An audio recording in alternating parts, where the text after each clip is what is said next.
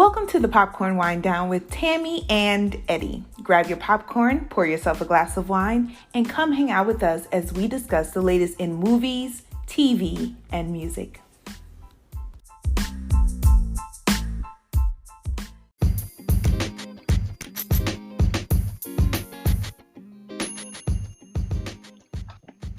Hello. Hey. Yeah, I was surprised. I was surprised, but I'm kind of glad you didn't put J. Cook. Okay, so I had J. Cook up literally until right before you called me at 3:00. I had them on my list and I was just like, I can't. But I will tell you right now, prepare yourselves, because next week when we go over shit that got me through 2020, they definitely on that list.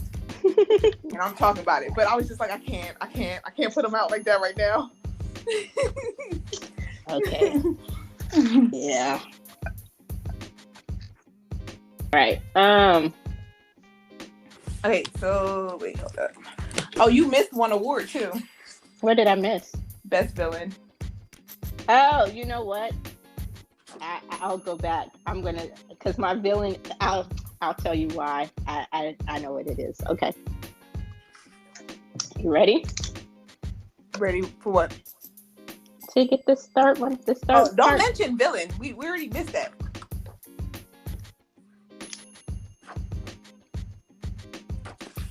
We can just put it on the site. Yeah, but I'm ready for the last part. Okay. Why is it playing over again? Okay. I'm not your pop anymore. Okay.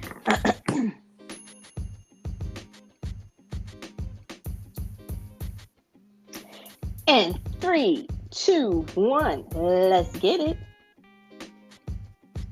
All right, and now we have the whinies for everything else. Would this be the miscellaneous category, or would I feel like we should call this the ultimate category. The ultimate category, or yes. Everything in between? Okay, the ultimate. So now we have the ultimate whinies. That makes everyone else seem so insignificant. Okay, exactly. Anyway. How dare you? All right. So I guess we'll start with the beginning. What was your favorite episode of the Popcorn Wine Down so far? What has it been? So I would say that my favorite episode is the first episode we ever did. That we actually recorded and published, which was the Love Victor episode.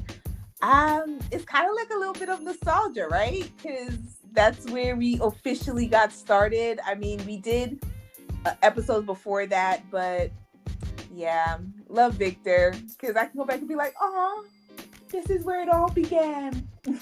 And we've improved so much since Love Victor. And it shows by just listening to that episode and then listening to our last review episode that we did, and the amount of changes that have happened, and how the flow is better, and just so much improvement. So I would say Love Victor, because it shows us how far we've come in a couple months. Yeah. Well, I agree. I put down Love Victor as well. And I also have to put down, I love, just because I like our BTS episodes too. I do. I think I'm going to choose the first one, because I think that was episode 5, and we were really starting to find our own and kind of figure it out. And I think that's where it changes a little bit. And so I chose that one. But still our longest episode as well. It is. But I chose Love Victor as well. So, and I just think I chose the BTS one, the original one, episode 5, just because I think we were really starting to figure it out and really kind of come into our own. And, each week, if I'm being honest, I would probably say it was our last episode was my favorite, because again, just how we continue to improve and how we continue to grow, and I agree. How I think the show continues to get better. So that would probably be my favorite episode, though. So what would you choose as your best visual of 2020? Okay, so I'm sorry. I'm like trying to like actually imagine it. This one was actually my hardest award to give. I changed multiple times. I really have to think about it. I have at least 5 on my list. Oh my God. You broke all the rules. Yes, for best visual of 2020. Like, I have multiple people on my list. Oh gosh. Okay, so I'm gonna have to do 2. I'm sorry. I'm gonna have to do 2. Because I couldn't choose out of the both of them. So both of them are definitely Korean. But I chose Lee Min-ho, who is he's the #1 actor in Korea and one of the most popular actors in Asia, period. And I think he is gorgeous. Like, his personality and just he has that all-American look, like that football player look, but he's just such a sweet and nice guy as well. So I definitely chose him, and he can act his ass off too. And then I also chose Woo Da-won, and he's a lesser known actor. He was in an actual series that premiered this year called The King Eternal Monarch, and he is gorgeous. Like, he looks so good. Like, I just stare at him. He's like one of the best looking guys I've ever seen. So I definitely had to put him on my list. But those would be my 2 visuals of 2020, seeing as how I'm in the rabbit hole, so I might as well choose Korean, right? My visual of 2020 is probably my all-time visual. I chose V. He's just gorgeous, and he's not Korean gorgeous. Like, he's national gorgeous, worldly gorgeous. And what makes him even more so is his personality. So, he's a weirdo. Yeah. But I chose B, and just different looks that he gives and just different things. But I also have a moment, a visual moment. And that was JK's My Time performance. The second night, he looks good in both times. But the second night when he had on that red and that hair, and he was more comfortable with the performance. When he pulled me in. Yeah. Yeah. So that was my other visual. If I have to, like, V is the ultimate visual for me. But if I have to go with performances and just things that, then I would go with JK's moment in My Time. I agree with you. I would agree with you definitely. Especially the second night where he had on the red and he seemed more comfortable and he made his adjustments. He was both nights, so. He was, but that red and the hair, and that's the first time you really got to see the haircut. Yeah. But that was my visual. What is your favorite, would you say, I'm trying to figure out, we'll go here. What was your favorite guilty pleasure of 2020? Come on now. Do you have to ask? My guilty pleasure of 2020 is Korean dramas. I have watched I started in the summer, and I have watched about, I want to say maybe 20 of them in the last couple months, on just like fully engrossing myself in Korean dramas. And I will sit there and I will binge watch Korean dramas and read the subtitles. Yes, I do that. But that's my guilty pleasure. Like, and I don't think I'm giving it up in 2021 because I survived off of K-dramas as well as K-pop. And we'll learn about that a little bit more in our next episode. But yeah, that's definitely my guilty pleasure of 2020. What is yours? My guilty pleasure of 2020, I have so many. I literally wrote that on the list. Like, I couldn't just choose one. There were too many to name. Just some things I would feel comfortable discussing, some things I would not. But let's go with the stuff you can discuss. The stuff that I can discuss. If I had to choose one, I would agree with you. It would probably be K-pop. Yeah. I was a BTS fan before, and I will say that. I wouldn't have considered myself ARMY, but I was a more casual BTS fan. And just by going down the rabbit hole this year, I have actually branched out, not just into K-pop, but other genres of Korean music. So I'm going to go K-pop/Korean music. I love it. And yeah. And I find myself humming and trying to sing along the words, even though I don't know the words. But I know the English words. But that that's would all probably that matters. You can always look up the words. Yeah, so that would probably be my biggest guilty pleasure. Okay. Let's get to the good stuff. Your best WTF moment. Oh gosh, I have so again. That is one where I have so many because you know me, I'm always like, what the fuck? Like, I think that's just a constant look that's on my face. Like, I'll just look at somebody and my look just says, what the fuck? Like, are you? So I really can't. Anything that this idiot administration has done this year has been a what the fuck moment. But probably, if I'm going to go something recent, I would have to say, aside from other things that we've talked about in the news and, some of the things we talked about last week, this one is going to be recent. And that was Warner Brothers and their decision to release all of their 2021 slate on the HBO Max simultaneously as in the movie theater. Like WTF.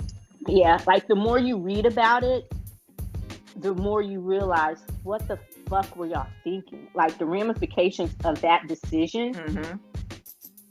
It's like it's going to be interesting to really see. It was going to be interesting to see how the movie industry recovered from Rona and the shutdown in 2021 just because. But now with this, it's really going to be interesting to see how everything recovers. So to me, that was just the biggest what the fuck moment that I've had recently that I can think of that I will name. Again, one of those things, some I can discuss, some that I can't. But yeah, that would probably be for me. What about you? Kanye West.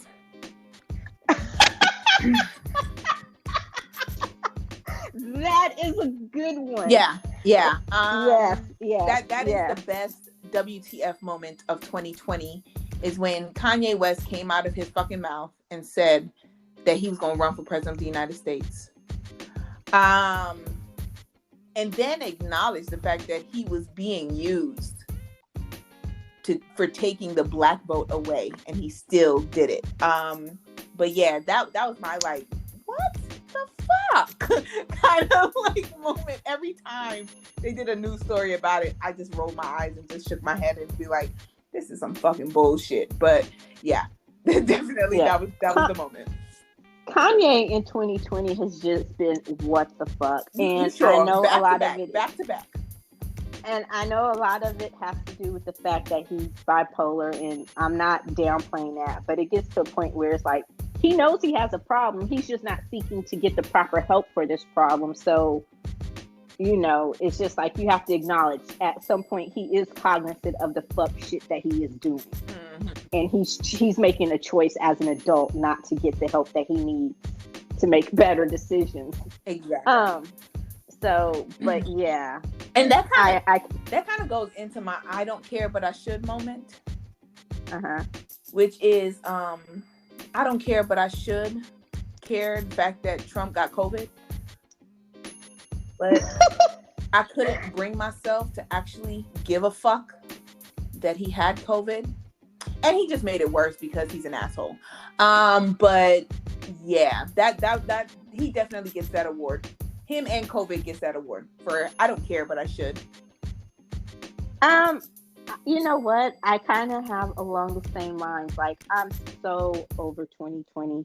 I don't care, but I should. So it's just like, I do care from the standpoint that I don't think he's going to leave office. Like, he's setting something up. Like, everyone talks about the great big November surprise. Mm-hmm. That fool has a January surprise coming for us before he leaves office. There's just too much going on. And you pay attention to it, and I care, but it's not to the point where I'm obsessing about it. It's kind of like Melania's jacket. I don't care, do you? Like, really, I just want it over with. But and to go along with that is, at this point, all the fuckers who are not wearing masks, all the people who don't social distance, I'm over it. Like, I'm over them and their fucking conspiracy theories. I'm over them. You know, you're in the hospital fucking dying, and you think that someone is lying to you about why you're dying. Mm-hmm. You know, I was having a conversation with someone the other day, and I was telling them that a friend of the family had been diagnosed with corona and had to go to the hospital and was so close to being put on a ventilator. And they were like, oh, well, when they're in the hospital, I heard they don't do anything for you anyway. And I'm like, I'm telling you that this person, not a friend of a friend, but a close personal family friend, and you're trying to give me fucking conspiracy theories about coronavirus and how it's something that's made up. Yeah. So, you know, I should care at this point, but I don't. I really I'm don't. like, and I'm not trying to be mean, but I'm like, at this point, if you're one of those people and you get it, I pray that you recover from it, but you set yourself up for that.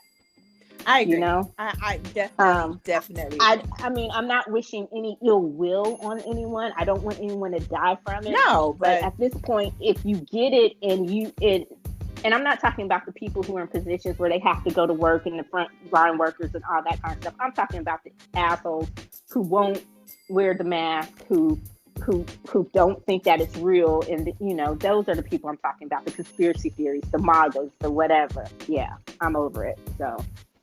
Like your boy Rudy, when he got it, I was just like, oh, okay. It was one of those. I don't care, but I should. Yeah, it was one of those moments where it's like, I went back to my 5-year-old self, and you remember your mom telling you, if you don't have anything nice to say, don't say anything at all. And then it comes back to God don't like ugly, and karma is a real thing. So I'm just like, okay, well, I hope he survives, and moving on. I have a good one. What was our Agree to Disagree award? I don't know that we ever came up with one, but I thought of one. Which one? Something that we still have not been able to agree on. And every time we talk about it, it's just like, we'll just agree to disagree. Folklore. And that's the first thing that came up to my list. Like, even before the show today, we were talking about it, and we were just like, we haven't discussed it. And I wrote, and when you said that, I just went ahead and wrote down folklore. I didn't even tell you I was writing down folklore, but I wrote down folklore. I agree that we will always disagree about that album. I love it. She hates it. I don't see the hype of it. I don't know why. Like, she can't even find one song on it that she likes. Nope. And I'm like, and I listened to it. I actually sat down and I listened to it, and this is how forgettable it was. I can't even name one of the songs on that. Wait, nope. I lie. Is Cardigan one of them? Yes. Okay. Not because I actually know the song, but because that's one of the songs that they talked about. I guess that was one of her singles that she came out with the CD. Yes. It's the lead off but single. I don't remember any of the songs. Like, I can't remember a beat, a lyric, like nothing of any of the songs on that album. Like, that's how insignificant it is to me. But you love it. So, I mean, and I trust your opinion because you're way more into music than I am. So, but yeah, we're never going to agree with that one. Yeah. Okay, so the Wineglass Overflowed. Yes, we're gonna get down to the 3 big ones. Okay, so Wineglass Overflowed Award is the award that just was the sadness of 2020, and everybody should already know which one I'm gonna say, but my Wineglass Overflowed Award is going to go to the death of Ruth Bader Ginsburg.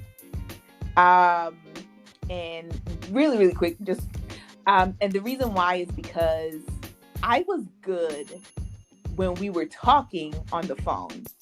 And I still remember the feelings of going to sleep, and I was kind of like numb.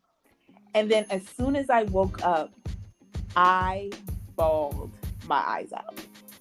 Like, before I moved in my bed, before I got up, before I reached for my phone, I bawled my eyes out over her death. So yeah, that's like, just continue to pour me glasses of wine because that hit me. The hardest death that hit me in 2020 was her death. Okay. Well, I kind of flipped this award. I did it in two ways. I did what you did, and I'm going to say my Wineglass Overflowed in 2020, period, just because this year has been such a fucking shit show of a clusterfuck of a clown car riding into a dumpster fire full of shit. I could go on and on, but this has just been one of the worst years imaginable, and I don't ever want to live through anything like this again, and I hope that we never do. But I also have to tip my hat off to us surviving it, you know, us finding new ways to get through it. So on just the sadness and the fuckery of 2020, yes, whenever I think too much about it, and even now, there are moments when I find myself going back to those dark places and having those moments where it's just like, it's so hard. And then I think about the good things. So to me, it's a double-edged sword, just the little things. So yes, if you want to just talk about getting shit-faced drunk to 2020, it's the whole year. But if you want to talk about moments where I want to toast 2020 or the things of 2020, the little things, then I would have to say, you know, it's stuff like this, the wine down and stuff like that. So my wine glass overflowed for a couple of reasons in 2020. All right. What about, I think we'll start with this one. The final three, the Social Justice Award. Who did you give that one to? So my Social Justice Award, I gave to LeBron James. I think the reaction of the NBA to everything that happened over the summer, the Black Lives Matter movement, he played a major role in how they responded and the things that they allowed the players of the different teams to do in order to show their solidarity with Black lives. He's been very, very vocal on what needs to be done, and he's contributed so much to, you know, just doing his part on trying to fix the injustice that is in, you know, the United States as well as around the world. So yeah, so definitely LeBron James. I couldn't agree more. Mine, I'm going to give posthumously, and I'm going to give it to George Floyd. And this is one of those times where you have to think about what, you know, he everything that was lost. But I'm also going to have to say this was one of those double-edged sword moments where I'm grateful that we were that the country, the world was going through what it was going through at the time that this happened. Because if it were not for Rona and the world being fucking shut down when this happened, it would have been just another Black man dying, and no one would have paid attention. It would have been something that went through the news cycle for 24 to 48 hours, and no one would have paid attention. But his death galvanized so many people, not just here, but internationally. And it got people to actually fucking pay attention. People who were not paying attention before. And so that, I'm going to have to say, and also honorable mention to Colin Kaepernick, who has been talking about this for so long. And now people are finally realizing, are finally realizing what he was talking about and what he was trying to say. So I agree with LeBron, Colin, but I'm going to have to say I gave mine to George Floyd. And yeah, so. Oh, that's okay, like a Wineglass Overflowed moment, yo. Yeah, that's what I say. And before I start crying. Last two. Who would you give your ultimate popcorn award? So ultimate popcorn goes to the actor that I discovered, who I feel is just absolutely phenomenal in everything that I've watched him in so far. And that is going to be Lee Sung-ji. Like I said, I watched him in Vagabond. I thought he was great, but I thought he was just an action star. So I was just like, oh, okay. But then I watched him in other series. He does action. He does drama. He does variety shows, a lot of variety shows as well. He is just, and he can sing. And he can sing.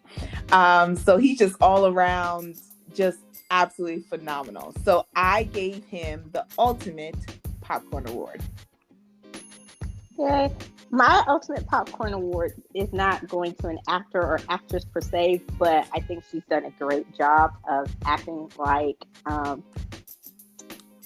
think she's just done a great job. And I'm going to go with Kamala Harris. Ooh, and okay. Because you know all the shit that she's had to just kind of play that role for, and play the part, you know, all the times that she's had to fucking bite her tongue. But a specific moment is when she ignored that fly sitting in Mike Pence's.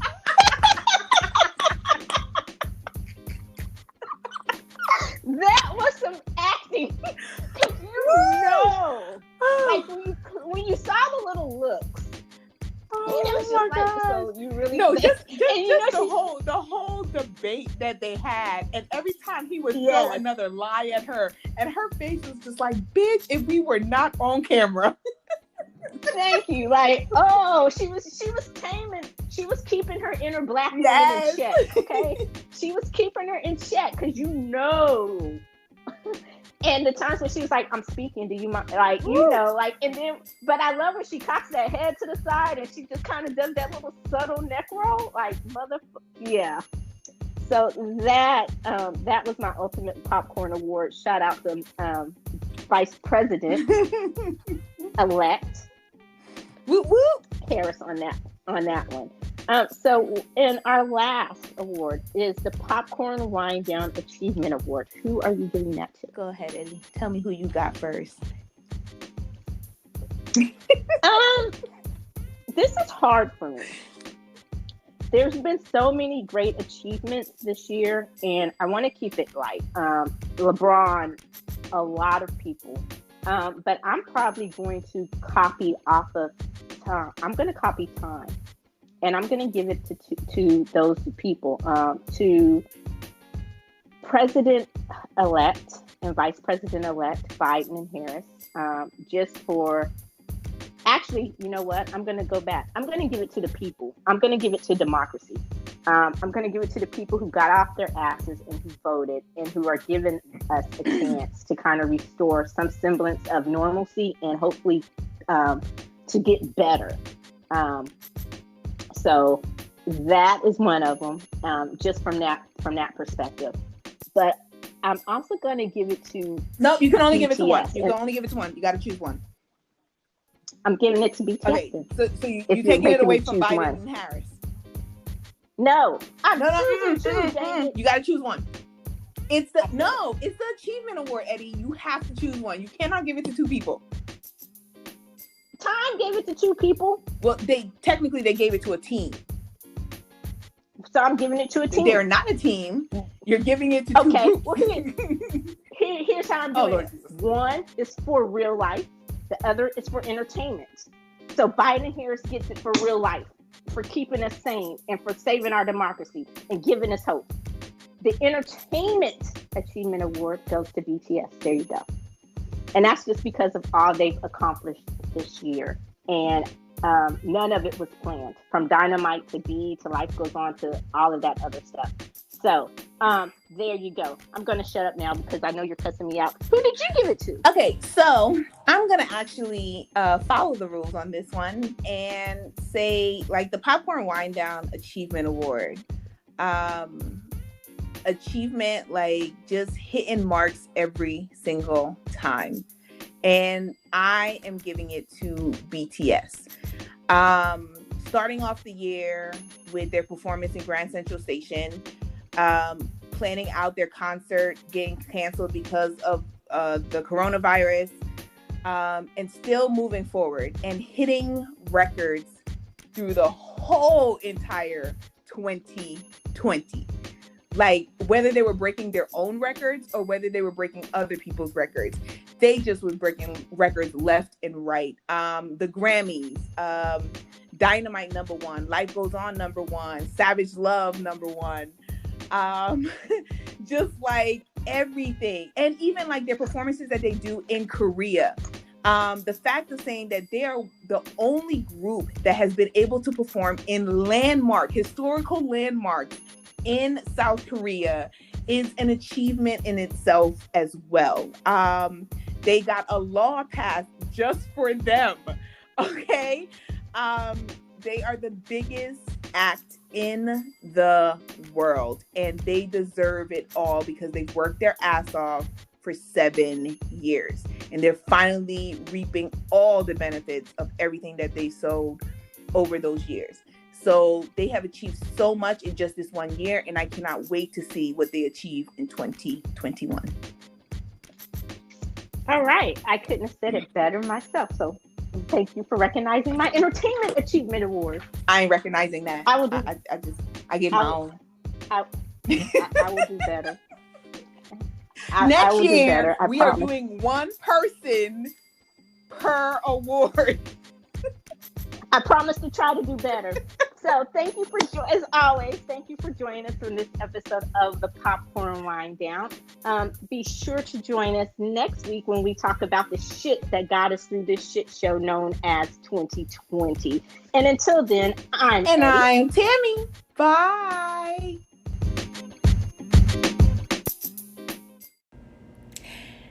Discover more in movies, TV, and music at thepopcornwinddown.com.